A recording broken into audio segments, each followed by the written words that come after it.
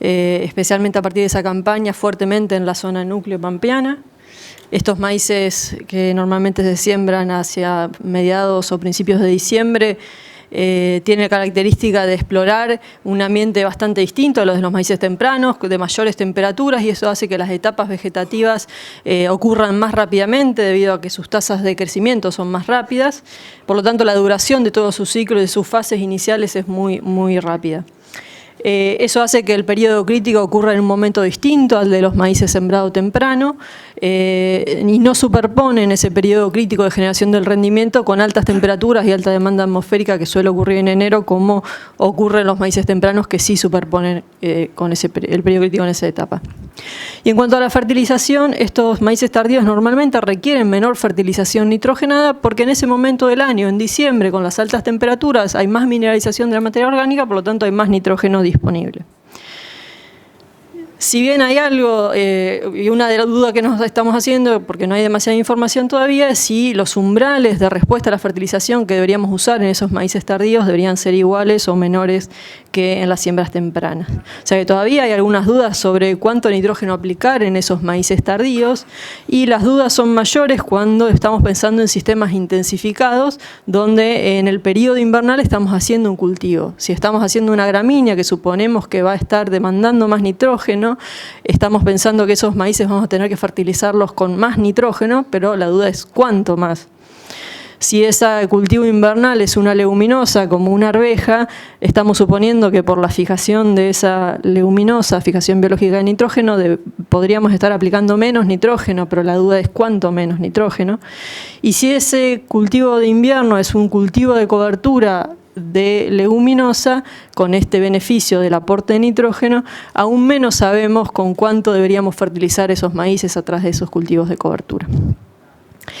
Estas preguntas, que parecen muy específicas, en realidad se enmarcan dentro de un proyecto de trabajo bastante más grande de la chacra Pergamino, al cual no voy a poder abordar por una cuestión de tiempo, pero sí quería decirles que el proyecto de trabajo apunta a responder estas preguntas mucho más generales, como con qué rotación agrícola mejoramos la productividad, eficiencia de uso de recursos y la salud del suelo. Esta pregunta general, que la estamos tratando de responder con ensayos de rotaciones de cultivos, nos empezó a llevar a preguntas cada vez más específicas que necesitamos responder para ajustar el manejo de los cultivos en esas rotaciones intensivas. Entonces de ahí surgen estas preguntas más específicas, como con qué cultivo intensificar las rotaciones y cómo manejar la fertilización nitrogenada, que fueron los inputs de esta nueva línea de trabajo y que nos van a fortalecer el conocimiento general del proyecto. Les voy a contar específicamente de este ensayo de fertilización en maíz para estos distintos antecesores invernales, que tiene dos partes. Y ya no estoy pensando en el maíz como tal, sino en el sistema cultivo invernal más cultivo estival.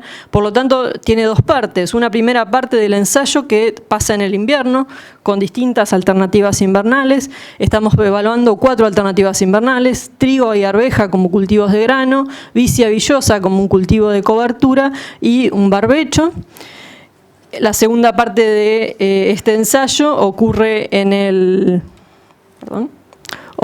verano, con un maíz comercial que se siembra perpendicularmente a cada una de esas alternativas invernales, el mismo maíz con las mismas condiciones.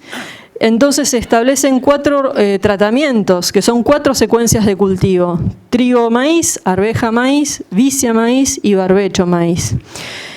Y el ensayo de fertilización nitrogenada lo estamos haciendo obviamente en ese maíz comercial que ocurre en el verano, evaluando 5 tratamientos de nitrógeno, desde un tratamiento de N0, o sea, 0 aporte de nitrógeno, hasta N180, pasando por N30, 60 y 120 kilos de nitrógeno aplicado por hectárea. Esos 5 tratamientos se realizan en esas 4 secuencias de cultivo y en 3 repeticiones. ¿Qué medimos? Al tener estas dos patas, medir la parte invernal y la parte estival, en el cultivo invernal también hicimos mediciones de rendimiento y de materia seca, porque ya estamos presuponiendo que cuánto rinda y cuánta materia seca generen esos cultivos invernales nos van a impactar en la disponibilidad de nitrógeno y en cómo responde a la fertilización el maíz siguiente. Y en los cultivos estivales medimos primero el stock inicial de nitrógeno del suelo antes de hacer el ensayo de fertilización, midiendo el N en 0,60 en B6 del maíz. Y también, una vez que llegó a madurez fisiológica, medimos el rendimiento, la materia seca y el nitrógeno en la biomasa aérea y en los granos para saber cuál fue la absorción de nitrógeno. Para pasar a los resultados, primero les cuento rápidamente qué pasó con los cultivos invernales, que como les dije no es menor porque estamos ya suponiendo que hay un efecto directo sobre la disponibilidad de nitrógeno. Las 3 campañas el ensayo de alternativas invernales lo hicimos durante 3 campañas y en las 2 últimas, en la 14-15 y en la 15-16, hicimos el ensayo de fertilización en el maíz siguiente. Pero de los rendimientos de invernales los muestro los 3 años. Fíjense que las campañas fueron bastante distintas en disponibilidad de hídrica. Las precipitaciones en los ciclos de trigos, arvejas, vicias y obviamente durante el barbecho también fueron bien diferentes. La campaña 13-14 fue una campaña invernal muy seca. Y la 14-15 y 15-16 fueron bastante más húmedas, entre 340 y 480 milímetros en los ciclos de esos cultivos invernales. Por lo tanto, los rendimientos de trigo y arveja fueron muy bajos en la primera campaña y mejores en la campaña 14-15 y mucho mejor aún en la campaña 15-16. Y en vicia lo que les presento ahí son los kilos de materia seca aportados en el campo. Fíjense que pasamos de 2.200 kilos la primera campaña a 9.000 y 6.000 en las otras 2. Esto, sobre todo quiero que recuerden el rendimiento de la última campaña de trigo, esos 4.500 kilos de grano, cómo después van a impactar en la disponibilidad de nitrógeno. Lo otro que les dije que medimos, una vez que cosechamos esos cultivos invernales, sembramos el maíz en B6 del maíz, y después si quieren o si surge una pregunta se los comento por qué lo hicimos en B6 y no a la siembra, medimos el nitrógeno que había en el suelo como nitratos a 0,60. Y estos son los resultados en kilos por hectáreas una vez que ya estaba el maíz implantado. En azul están los trigos, arvejas en verde, vicia en amarillo y los barbechos en blanco. Fíjense que la disponibilidad de nitrógeno en las vicias siempre fue mayor, entre 30 y 25 kilos más de nitrógeno respecto del barbecho. La situación de arveja fue similar, las condiciones nitrogenadas en las que nos dejó el cultivo de maíz que haber hecho un barbecho. Fíjense que tenemos 52, 53, 70, 71 las otras 2 campañas, pero la primera campaña no pasó eso, y la primera campaña tiene que ver con esas condiciones secas en el invierno que generaron tan poca biomasa de la arveja, también generaron poca fijación de nitrógeno y poca disponibilidad de nitrógeno para el maíz siguiente. Por eso les digo, ¿no?, la importancia de mirar cuánto nos rinden y cómo fue la campaña invernal. Con los trigos, las disponibilidades de nitrógeno fueron menores, 32, 38 kilos. Fíjense que mucho menores, en un 30-40% menos que lo que tenía el barbecho, salvo la primera campaña. De vuelta, el hecho de que haya sido una campaña seca hizo que gran parte del fertilizante del trigo quedara disponible para el maíz siguiente. Si lo vemos en porcentajes, en vicia tuvimos entre un 30 y un 40% más de nitrógeno solamente por haber hecho ese cultivo invernal. En arveja tuvimos similares condiciones nitrogenadas que haber dejado en barbecho, pero ojo, nos llevamos un grano, cosechamos un grano, ¿no? No es menor. En trigo nos estuvieron quedando entre 30 y 55% menos de nitrógeno que en la situación de barbecho. Y fíjense que la caída más grande en nitrógeno con el antecesor trigo fue en la campaña 15-16, que fue la campaña donde el trigo rindió más. O sea que hubo también una mayor extracción de nitrógeno y una peor condición nitrogenada para el maíz siguiente. Por lo tanto, pareciera ser lógico que la estrategia de fertilización no debería ser igual en ese maíz que venga de un trigo de alto rinde o un trigo que le haya ido mal. Estas curvas muestran, estas rectas más que curvas, muestran las relaciones entre los rendimientos de los maíces y disponibilidad de nitrógeno. Eso es disponibilidad de nitrógeno total, o sea que incluye la del suelo medida en B6 más la del fertilizante, de manera que los puntos, si nos corremos desde el punto más a la izquierda hacia el punto más a la derecha, estamos pasando por las 5 dosis de nitrógeno, N0, N30, 60, 120 y 180 kilos de nitrógeno. Los distintos colores son las distintas secuencias de cultivo: vicia en amarillo, arveja, maíz en rojo, barbecho en gris y en azul trigo, maíz. Concentrémonos primero en lo que pasa en el tratamiento N0, cuando yo no fertilicé con nitrógeno. Esas plantas de maíz solo tuvieron el nitrógeno disponible que les conté recién en el suelo y a lo sumo algo que mineralizó o fue entregándose a lo largo del ciclo. Si miramos la variabilidad en el eje X de esos puntos, del primer punto azul, del primer punto rojo, gris y amarillo, perdonen, no les dije, los dos gráficos son las dos campañas en las que hicimos este ensayo. Fíjense que la variabilidad del eje X es los datos que les acabo de cantar, ¿no? Esa variabilidad donde los trigos nos quedan con un menor stock inicial de nitrógeno, las arvejas y los barbechos con un nivel similar de nitrógeno y las vicias con mayor contenido de nitrógeno inicial. Y eso ya nos impacta directamente en lo que pasa con ese maíz siguiente. Fíjense los rendimientos de maíz en esas situaciones N0. En arveja y barbecho los rendimientos en los tratamientos N0 fueron similares en las dos campañas. No fueron muy distintos esos puntos donde se ubicaron. Los de vicia estuvieron por arriba, entre un 10 y un 20% más de rinde cuando yo no fertilicé el maíz con nitrógeno, eso es N0, pero fíjense que mi N0 es una disponibilidad de 70 kilos por hectárea, entre 70 y 75 en los 2 años.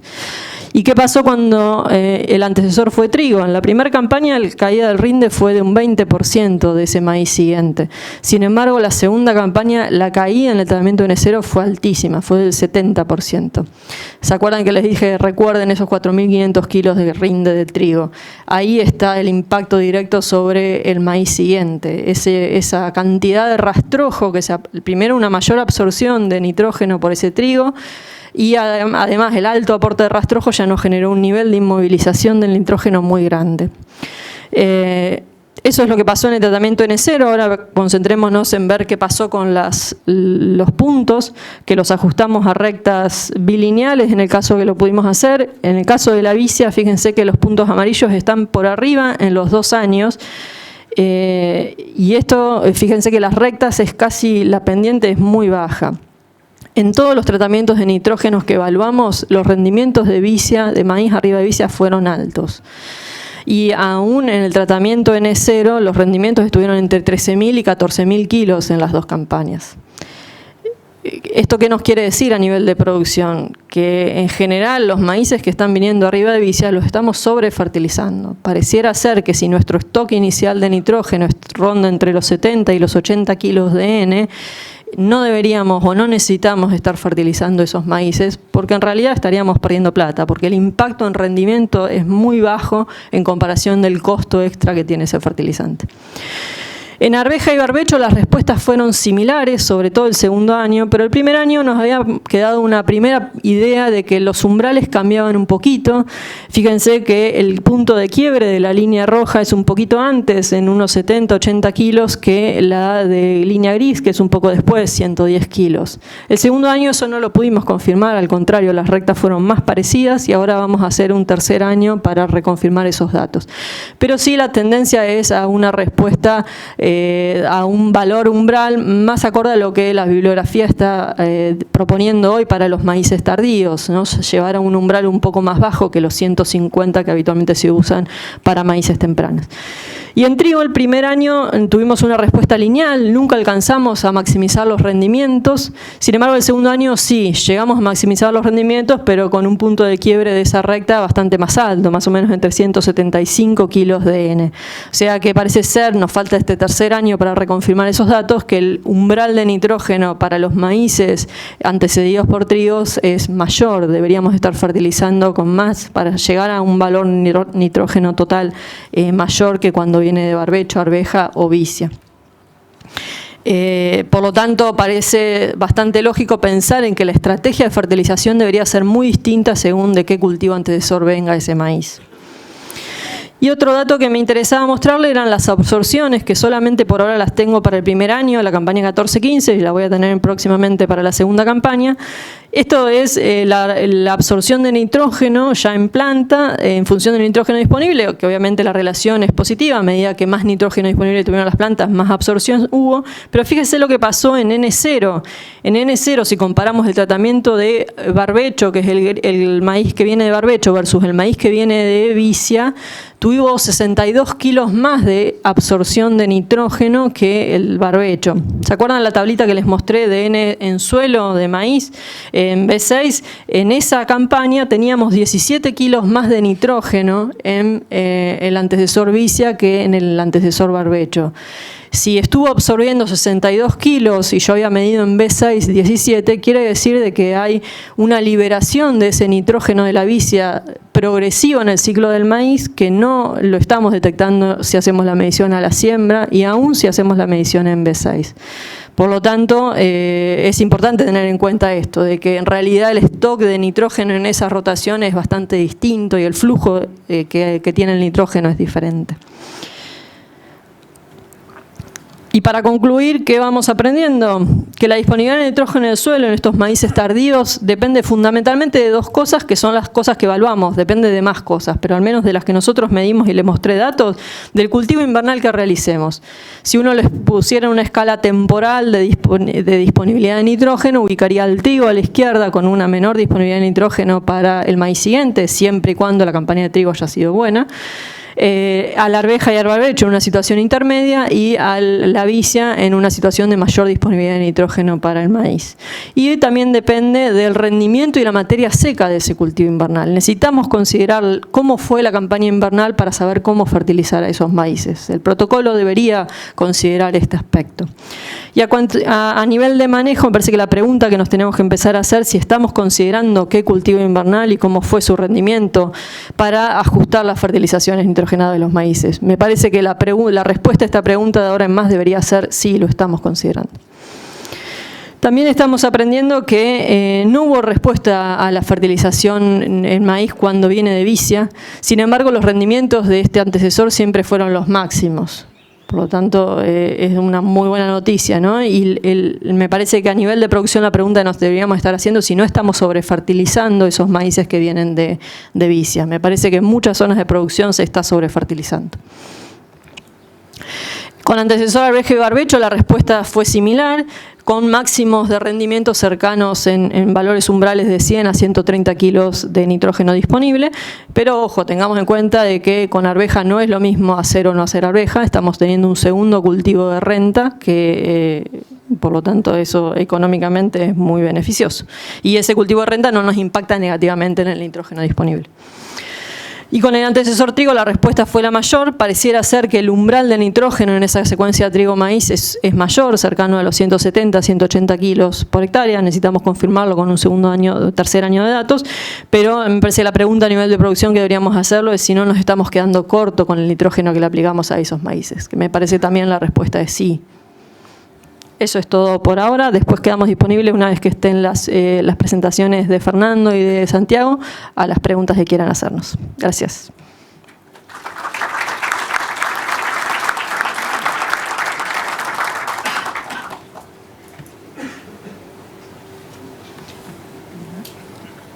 Si va a necesitar micrófono.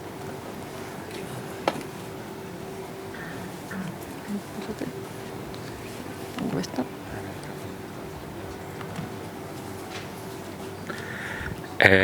Bueno, buenos días a todos. Yo no tengo ninguna presentación, en realidad vamos a tratar de poder generar un poco la discusión acá y presentar la experiencia que tuvimos con la gente de Chacra Presi para poder desarrollar esto. Hay dos aspectos, podemos hablar de la parte técnica y de la parte más de la interacción que tuvimos. A mí me parece que la interacción que tuvimos para poder hacer estos experimentos fue muy importante. Nosotros estos mismos experimentos los estamos realizando a nivel nacional con el INTA en diferentes sitios, lo veníamos haciendo hace 2 o 3 años. El hecho de poder trabajar con la gente que se presenta los mismos problemas nos potenció mucho en lo que se refiere a poder realizar una red de experimentos con todo este tipo de antecesores. Yo creo que el tema de los antecesores invernales, como dijo Belén hace un rato, surgió con mucha fuerza hace muy poco tiempo, si vemos hace cuatro temporadas, ni que fuera el fútbol, hace 4 años empezó con mucho auge el hecho de que ponemos antes, si ponemos una arveja, una vicia, y si ponemos un trigo. Y estos ensayos los hicimos en Villegas, lo estamos haciendo en Olivero, lo hicimos en el sur de Buenos Aires, también tenemos algunos ensayos. Y nos están mostrando las mismas tendencias. Nos están mostrando la tendencia esta de la inclusión de la vicia y la no respuesta en los maíces tardíos, ¿no? En general uno ve eso que esté ligado mucho a lo que es la producción de biomasa, o sea, la más biomasa te genera la vicia, es como que genera una mejor condición. Y lo que nos hace un poco de ruido, con pocos datos todavía, lo que ella mostró, Belén estuvo mostrando acerca de usar el nitrógeno en B6 como parte de diagnóstico, nos ha ajustado un poco mejor. Generalmente cuando vemos el nitrógeno de la siembra, que es el que siempre usamos nosotros para poder hacer la recomendación de nitrógeno, y con los barbechos nos anda bien, con la vicia no tanto, no nos hacemos buenos ajustes, no nos ajusta la no respuesta, ¿no? Porque cuando nosotros medimos a la siembra, a la vicia, o sea, imagínense la siembra, 20 de diciembre, y en B6 el cultivo de maíz está más o menos el 10 de enero, una cosa así, por pocos días cambia mucho la disponibilidad de nitrógeno en el suelo. Y eso, bueno, eso es algo que estamos investigando y que nos puede dar el incorporar ensayos más nos va a dar un poco más de ser más concreto en cuanto a la respuesta, ¿no? Es interesante ver en la curva de respuesta que presentó Belén el trigo, ¿no? El trigo vieron que se separa del otro, ¿no? Y Belén nombró bien lo de la parte del nitrato, pero me parece que lo que hay que ver que es un cultivo que aparte de tomar el nitrógeno, está tomando agua a 2 metros, ¿no? Y lo estamos cosechando muy cerca de la siembra, o sea, cuando cosechamos el trigo estamos esperando que haga una lluvia nomás para poder sembrar el maíz ahí nomás, ¿no? El trigo estamos cosechando fines de noviembre. En cambio la arveja tiene todo un periodo mucho más, se está entregando casi a principios de noviembre, o sea, tenemos un periodo mucho más, tenemos un par de días más como para poder aprovechar el sistema. Bueno, todo eso hace. Yo creo que es interesante que se queden con la figura esa del trigo con respecto al otro, porque son dos cosas diferentes, son dos casos diferentes. El manejo del trigo va por el nitrógeno, por el agua, por la capacidad que tenga de hacer un buen trigo, una buena implantación del trigo. El trigo tiene muchos problemas cuando lo sembramos, el maíz tiene muchos problemas cuando lo sembramos sobre el rastrojo de trigo, y mientras más rinda el trigo es mayor el problema. Pero son todas estas cuestiones que estamos tratando de dilucidar con este tipo de experimentos.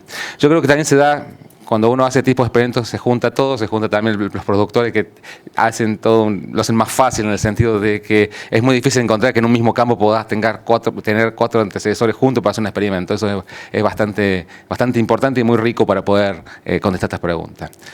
Bueno, yo era más o menos lo que quería contar esto y decir que me parece que mientras más puntos en común se encuentren entre lo que es una chacra, PRESI o un INTA, que los hay porque los problemas que se abordan son los mismos, uno puede potenciar en las respuestas que uno quiere encontrar de los experimentos. Bueno, muchas gracias.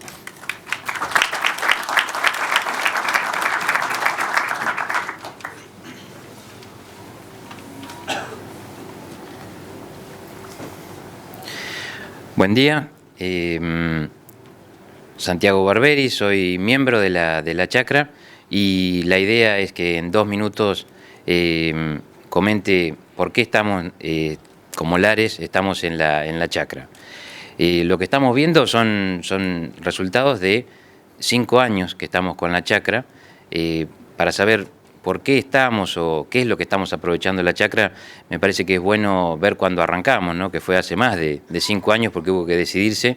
Acá hay que trabajar en conjunto, hay que responder o intercambiar con sistemas chacra de APRESID central, hay que contratar a una persona como Belén, que hace varios años que está trabajando con nosotros, y hay que tener el consenso de todos los miembros de poner todos los meses plata para mantener esta chacra.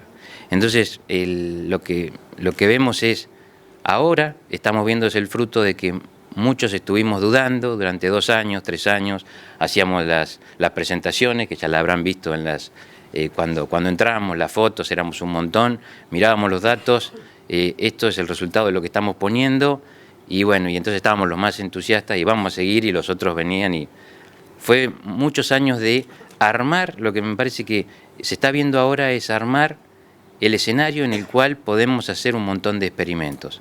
Hay una cada una de las franjas que Belén está mostrando es una rotación de muchos años en el cual sabemos qué cosa se le hizo en cada uno de los años con respecto a fertilización, herbicidas, a todo el manejo. Y eso es muy importante y es lo que resaltaba Fernando hoy, de decir, en un lugar vamos a cruzar cuatro cultivos con 4 antecesores diferentes. Y todo eso nos fue ayudando muchísimo a poder armar este escenario.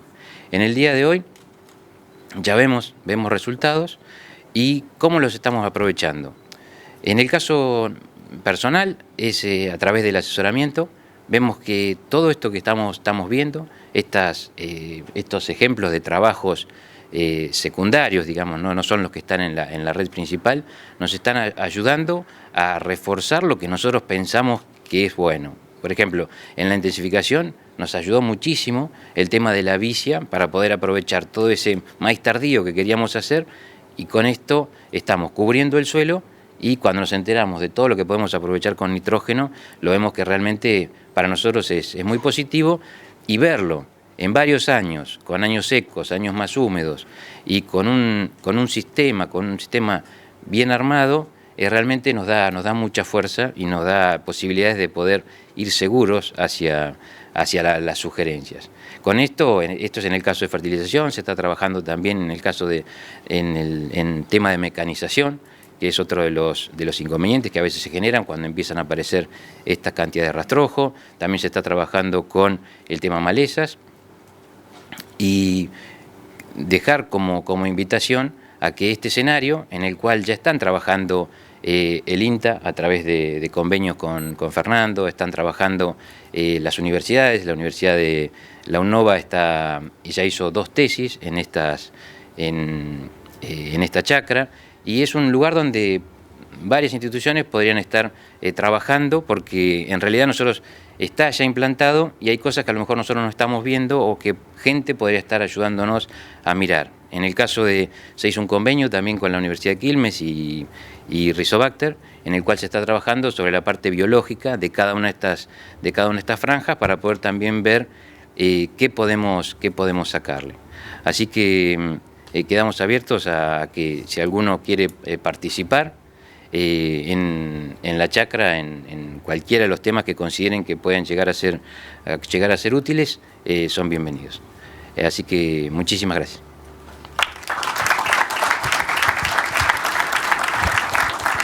Bueno, muchas gracias a los expositores. Llegó el momento de las preguntas, así que levanten la mano y los voy alcanzando. Hola, sí. Bueno, yo más que nada quería preguntar a qué podía estar asociados los cambios en los umbrales de la respuesta a la fertilización entre años. Y después también, o sea, sí, más que nada estaba asociado al agua. Y después más que nada también a qué piensan que puede verse la respuesta negativa que ven en la fertilización con arveja y en el barbecho, pero que no lo ven en vicia.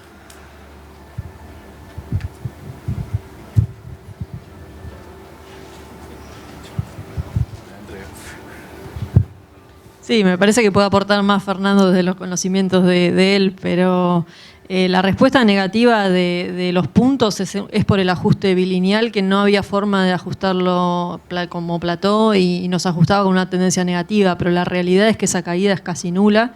En esos puntos no estaba puesto la dispersión, pero si uno ve la dispersión, en realidad esa tendencia es a estabilizarse. Una vez que llega al umbral ya se estabilizó el rendimiento y ese es el máximo. No, me parece que eso es algo más por la ecuación que por lo que pase realmente a campo. Porque la caída son en gramos, en kilos, en pocos kilos.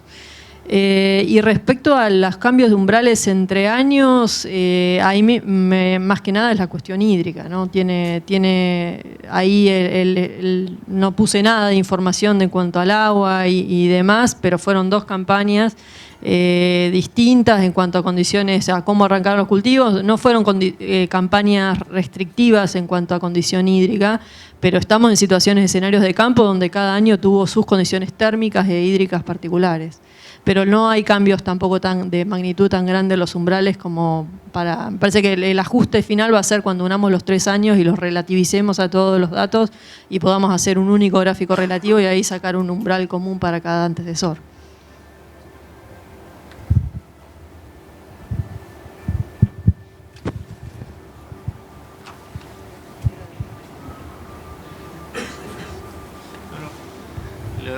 O sea, más allá del ajuste, lo que yo preguntaba es, si bien podés considerar que la respuesta no es negativa, ¿por qué no se parecen la respuesta de vicia y barbecho o arveja cuando los niveles de fertilización son tan altos? Quiere decir entonces que hay una limitante hídrica que se ve en arveja y en barbecho, pero no lo vas a ver en vicia.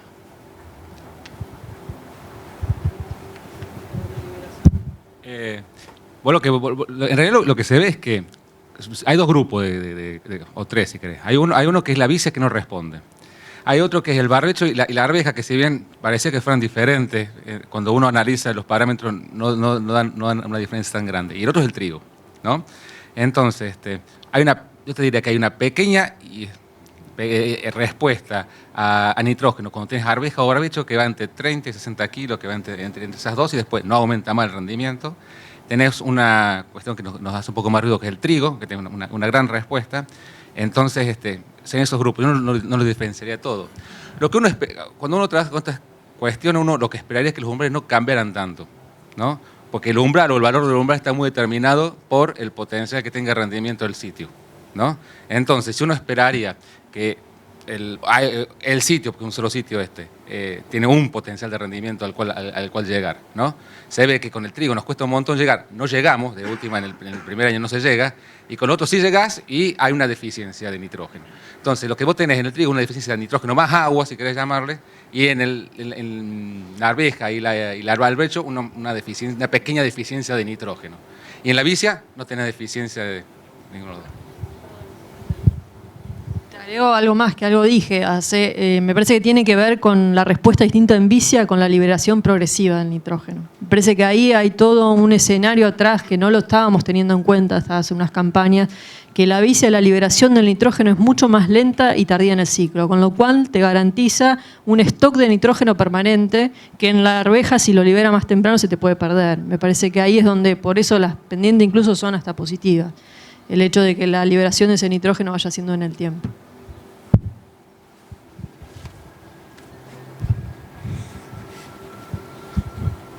Sí, la pregunta puntualmente tiene que ser, iba para la época de siembra de la vicia y la época de quemado, si es una época de calendario o fenológica. Y el tema de la inoculada en la siembra de la vicia. Vengo acá, si es más fácil. Las siembras son siempre de principio de mayo. Una vez que cosechamos las hojas, todos esos antecesores, no lo aclaré, pero todos esos barbechos son de trigo-soja. Por lo tanto, una vez cosechada la soja, entre el 1 y el 5 de mayo se sembraron todos los años. Las épocas de secado variaron entre años dependiendo de las condiciones hídricas. El primer año que venía con tan bajas precipitaciones la secamos antes, a principios de octubre. Los otros años la esperamos más y estuvimos secándola hacia fines de octubre, que es normalmente las épocas que estamos manejando para las siembras de mayo. ¿Algo más me preguntaste de él? ¿Inocular? Sí, se inocula. Sí, estamos inoculando. Si bien los campos donde estamos haciendo estos ensayos son arvejeros y se usa Bradyrhizobium, se usa el mismo inoculante que para arveja, no creo que sea tan imprescindible la inoculación cuando hay ya un pool de bacterias en el suelo naturalizadas, pero sobre todo en regiones donde no se está haciendo arveja es importante para la nodulación la inoculación. Es el mismo inoculante que arveja.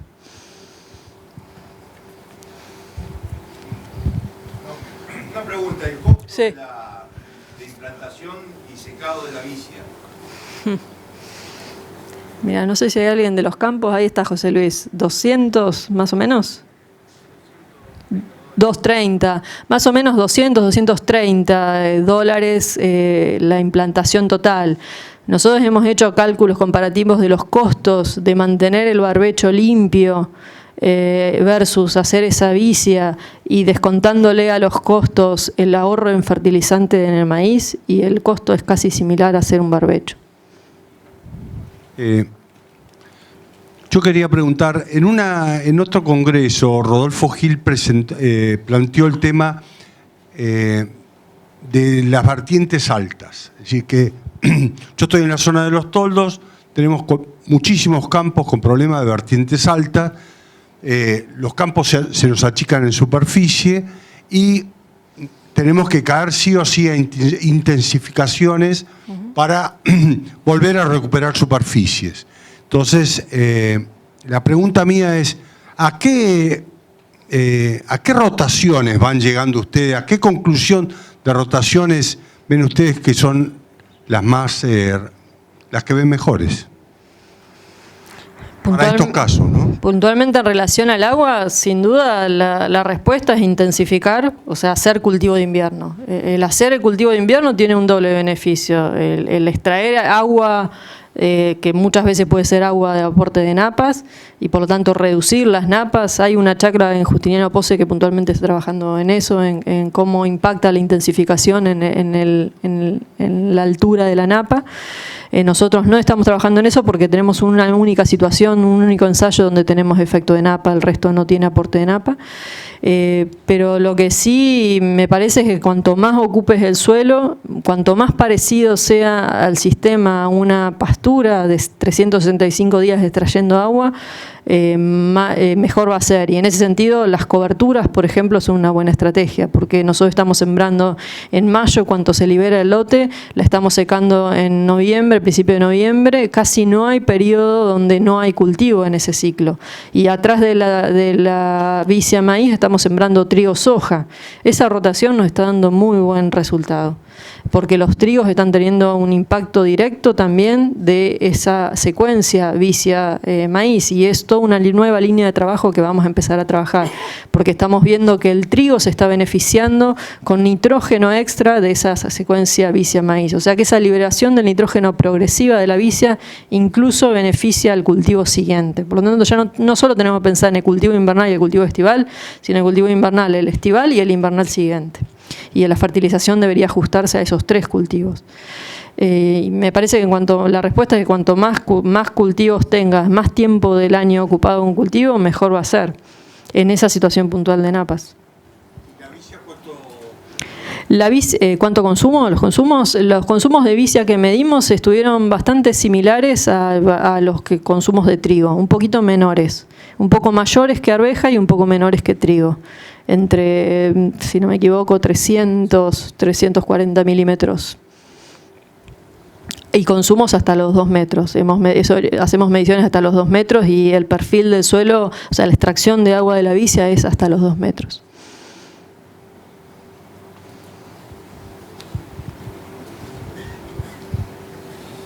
Le pueden preguntar también a Fernando, a Santiago.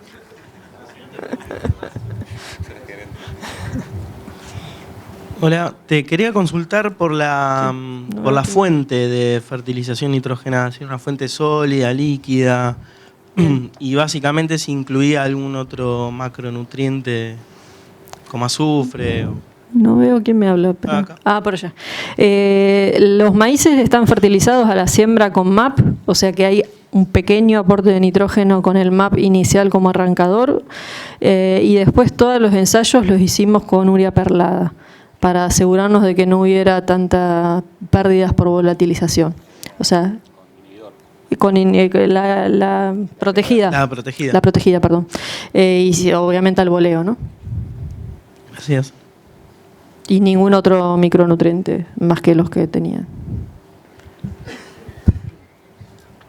Por acá creo que viene. No, la consulta mía es si habían medido nitrógeno en biomasa a cultivos antecesores para entender si esa diferencia en nitrógeno absorbido puede ser por antecesor o una extra mineralización que genera el cultivo. ¿Querés contar, Fer? Sí, lo medimos, pero no tengo el resultado. Sí, medimos el trigo, medimos la vicia. O sea, en realidad el proyecto total es tratar de hacer un pequeño ciclo del nitrógeno desde la vicia, desde el trigo, hasta, ahora lo vamos a alargar un poquito más aparentemente, pero es hacer, y queremos medir también la fijación biológica de la vicia y la fijación biológica de la arveja. Entonces, como para hacer como un balance chiquito de nitrógeno que pasa en el vicia maíz, trigo maíz, pero bueno, el año que viene. Sí, los datos están sacados del horno, los maíces de la campaña pasada, imagínense, los terminamos de cosechar en mayo, están recién salidos del horno de los datos. Pero la idea es poder ver qué pasa con el nitrógeno largo. Ahora lo que Belén comentaba era ver si podemos ver si ese efecto a veces se alarga sobre el trigo siguiente, en la rotación que ellos están poniendo después y ver si tiene algún efecto. Me estaba contando que Santiago que ellos vieron algunos efectos visuales que haría falta cuantificarlos y en eso andamos. No, lo que es... primero aclarar que nosotros no vendemos Vicia, ¿no? Porque parece que estuviéramos en un patrocinadores de Vicia, pero lo que sí se vio este año en varios campos, y bueno, está la gente de Agruranga, es que el trigo que vimos después del maíz tardío, que es una intensidad alta, porque hacer un maíz tardío y enseguida ponerle un trigo, lo que veíamos años anteriores era que esos trigos en septiembre se ponían amarillos. Era tanta la cantidad de rastrojo que había que como que le faltaba nitrógeno. Entonces, siempre era la idea de poner un poquito más. Y este año, lo que venía de Vicia, vimos que no fue así. Eso no lo vimos. Entonces, ver el año o empezar a analizar para ver si realmente eso es lo que Belén comenta de la liberación lenta que está haciendo el nitrógeno de esa Vicia, si realmente está pasando 360 días después, ¿no? Como lo que puede pasar en el trigo siguiente. Pero eso es para el análisis del año que viene.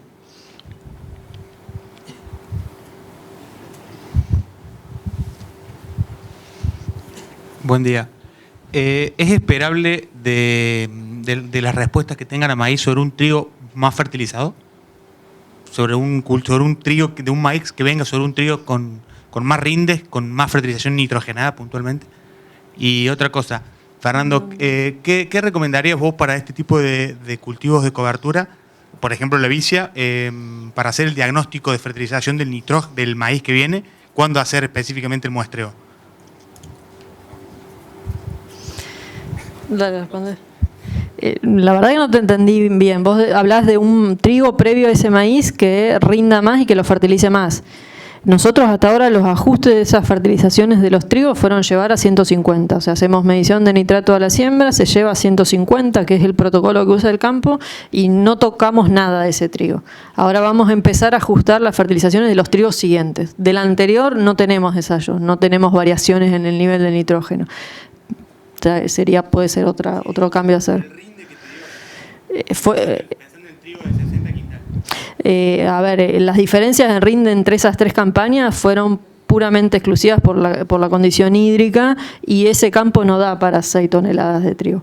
Esa es la realidad productiva, o sea, 4.500 es un muy buen rinde en ese campo. Lo que vos preguntás, bueno, es lo que queremos tratar de contestar. Vemos diferencias. O sea, lo que sí observamos es que cuando hacemos el nitrato de la siembra a 0,60 en Vicia no nos da la no respuesta, o sea, porque nos da un poco por debajo, hasta por ahí te diría que nos da, cuando uno compara, estoy pensando siempre en promedio de varios ensayos, nos da parecido a lo que es el barbecho cuando vos lo haces. Pero después cuando en el campo de acá en Uranga lo que hicimos 2 años fue medir a 0,60 y cambia, hay unos par de kilos más que te ajusta un poco mejor la curva. Con lo cual nos da ciertas dudas y cierta historia acerca de cómo recomendar la fertilización en estos casos. También ten en cuenta que muy poco el tiempo que tenés. Partamos, desde la siembra dije 20 de diciembre, 26, 10 de enero. Tampoco tengo mucho grado de libertad entre hacer un diagnóstico del B6, porque ya voy a tener las 10 hojas en 10 días. O sea, estamos viendo.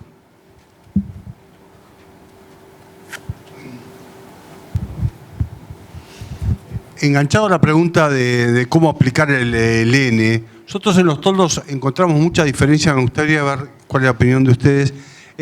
Cuando nosotros incorporamos, es decir, por la cantidad de cobertura que tenemos, por más que sea urea verde, protegida, etcétera, encontramos diferencias en los rendimientos cuando nosotros incorporamos la urea, con una fertilizadora, con una sembradora de doble fertilización. ¿Ustedes cómo ven el tema?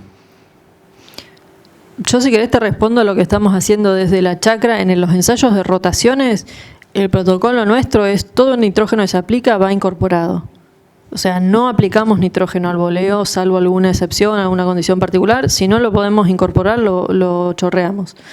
En estos ensayos en particular no nos queda otra opción, porque son ensayos donde la fertilización se hace a mano. Entonces no tenemos chances de hacer una fertilización incorporada. Si vos me preguntás a mí en sistemas intensificados cómo aplicar el N, apuntaría directamente a hacerlo incorporado, como una estrategia para evitar pérdidas. El nitrógeno siempre incorporado se puede. Lo que hacemos en el experimento es una cuestión para poder hacer este experimento, nos cuesta bastante hacerlo, una máquina con diferentes dosis, diferentes antecesores. Entonces, bueno, son 60 podemos parcelas. llegar a tener esa libertad de poder hacer el experimento. Pero en la medida que incorpore siempre, eso es una regla de la buena práctica agrícola, ¿no?